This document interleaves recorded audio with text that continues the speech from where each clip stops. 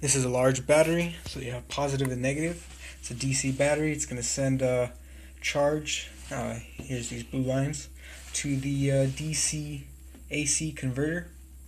The converter is going to convert this charge into 2 billion volts, 233333333, and 388888889 amps. Okay, so now that charge comes out of the converter as AC charge, goes into the base of the Tesla coil 1. This Tesla coil is a times 3 step-up voltage. So it's going to go into the base, into the coil, to the toroid, and it sparks out of the toroid into this solar panel tunnel. So this solar panel enclosure is very long. I've measured just 1 mile, so you'll have 1 panel, 2 panel, 3 panel, all the way down to 1,609 solar panels long. Plus you have each side, so you'll multiply that by 4 sides to make a solar panel tunnel box, and you'll have 6,436 solar panels total in 1 mile.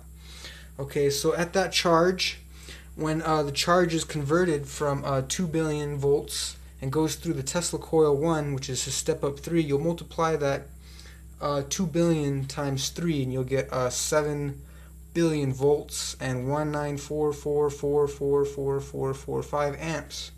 Okay, the solar panels are facing inside the box, so they're on the inside facing of the box, and the lightning strike goes out of the toroid in through the box and illuminates the solar panels. And I've calculated the miles at 5 billion 9,172 miles long of a spark. So you're gonna have at least 5 billion of these solar panels each mile long.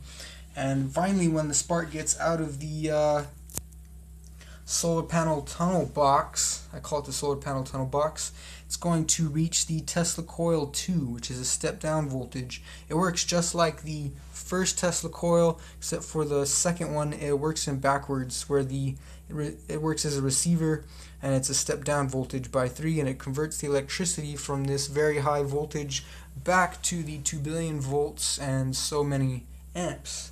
Okay, so now that the amps and the volts have converted downscale, they can be used into a large flashlight that I've built. It's a basic flashlight. So the voltage goes through the base into the filament of this flashlight, runs through the circuit. I'm pretty sure the basic components are just the filament, the grid, and the anode, and the plates are they have two different purposes each, and they're both different. I'm not going to explain how the flashlight works. It's been a while since I've looked at the flashlight, but anyways, that electrical energy has still not been used, and it's going to work on it's going to go to the load. So it's been converted down, and it's going to go into the flashlight and produce electrical light. Okay, so now you have this large beam that's 2 billion volts and so many amps, very large. You're going to create a very large beam, and so you're going to need to recapture the energy. And so you're going to have a solar panel box, which is basically around the flashlight, the rim head of the flashlight.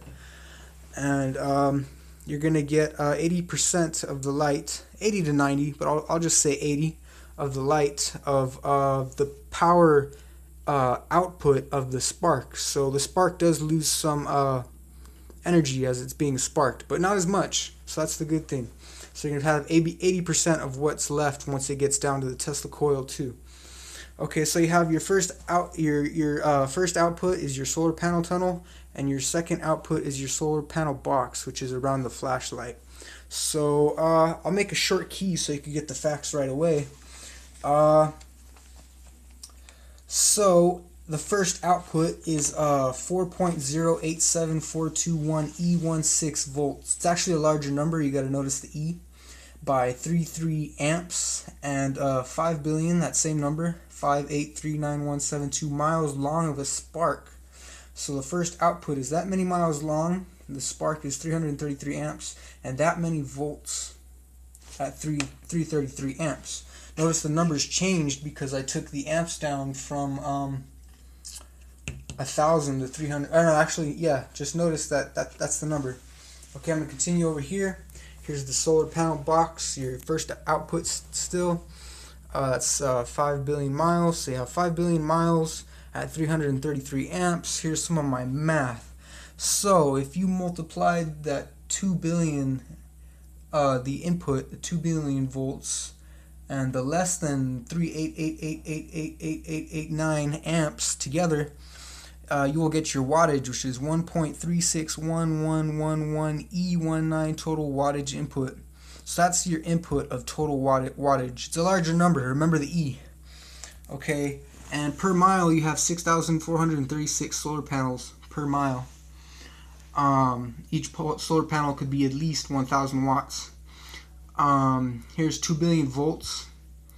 I've actually devised the number, so I'm actually shaving off energy. So here's 5839172.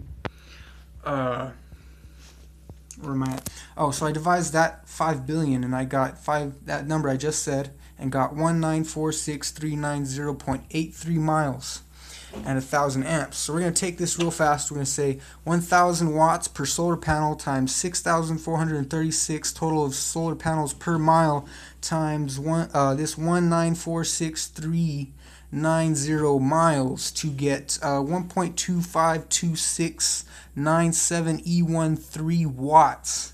This is total watts of the first input. So solar panel total, I should say solar panel tunnel, but I put solar panel total wattage output. This is the number to your first output, and here's your input. It's very similar.